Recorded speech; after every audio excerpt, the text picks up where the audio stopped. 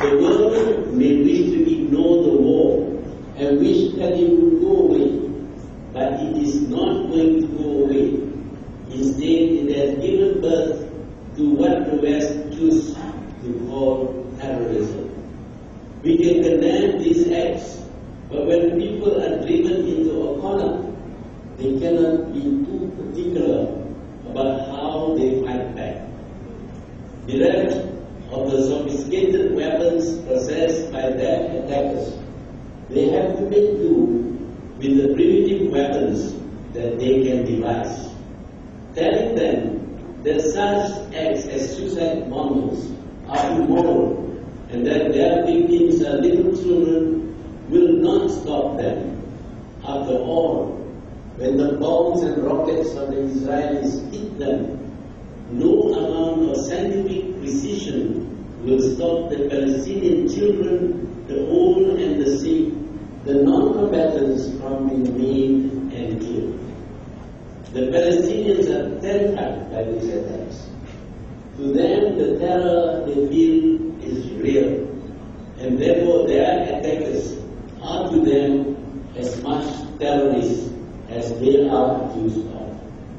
State terrorism is no less terrifying than those by irregulars.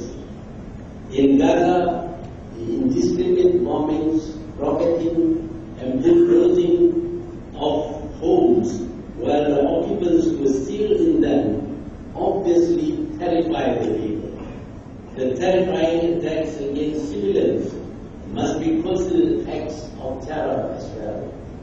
Is there much difference between non-combatants being killed by suicide bombers than those being killed by bombs dropped from above, by rockets fired from distant and invisible sites, or by armored bulldozers destroying homes and killing the people in them?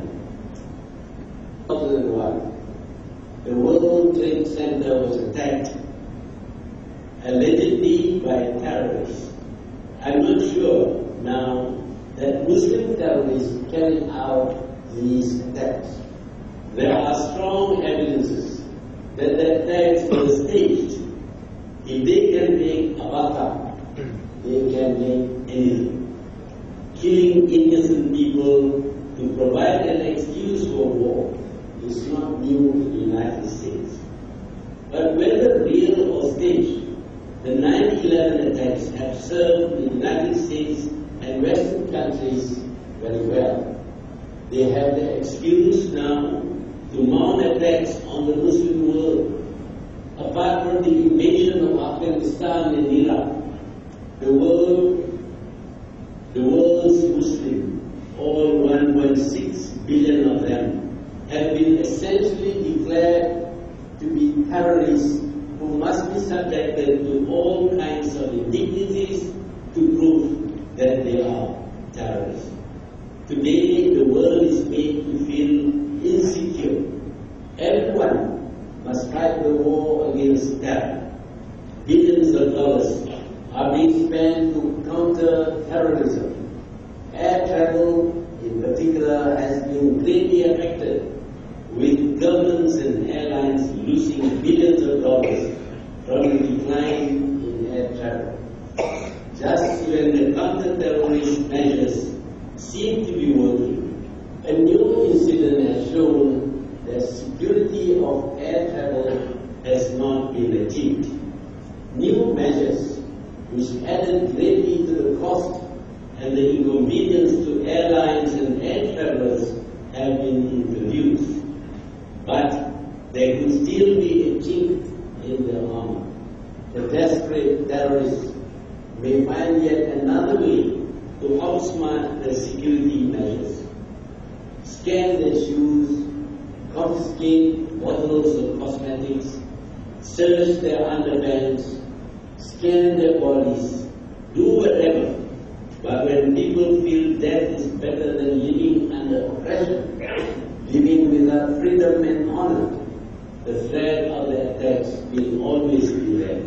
For the people who are responsible for the creation of the State of Israel For the people who sustains it with their moral, financial, and military support, there can be no security. The danger of being attacked or killed anywhere in the world will always be there. If they choose to make every Muslim a terror suspect, they will have to accept that they have 1.6 billion enemies lurking in every corner of the world.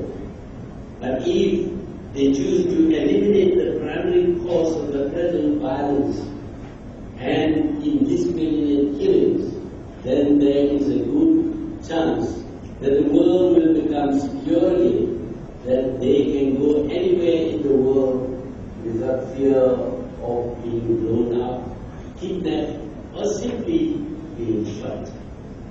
The world needs to take cognizance of this, the root cause, that is the fate of the Palestinians. The world must be concerned about their sufferings. The world must remedy these ailments. Some might think this would be giving in to blackmail. Well, conventional war, attacking a country, is also blackmail. Give in or be killed and destroyed. Give in or the nail fist will keep on hammering you. That is blackmail too, and you will pay the price for ignoring it. The Jews have always found refuge in other lands. It is true that in Europe they have often been persecuted, confined to ghettos, and even massacred periodically. But whenever they were persecuted in Europe, they have always found safe havens in Muslim countries. They have been there they have lived, practicing their own religion and prospering from their financial and business skills. But when they acquire the country for themselves, they reject non-Jew immigrants. Worse still, they would not allow the people whose country, land and properties they have seized to even return to their homes. That these people are the same people who have given them refuge from persecution in the past seems to mean nothing to them. In seizing the land of the Palestinians to create a homeland for the Jews, the West has launched the longest and the biggest guerrilla war of liberation. The West has made a grievous mistake by doing this. It is continuing to perpetuate this mistake by supporting a state that is leery of international practices and laws.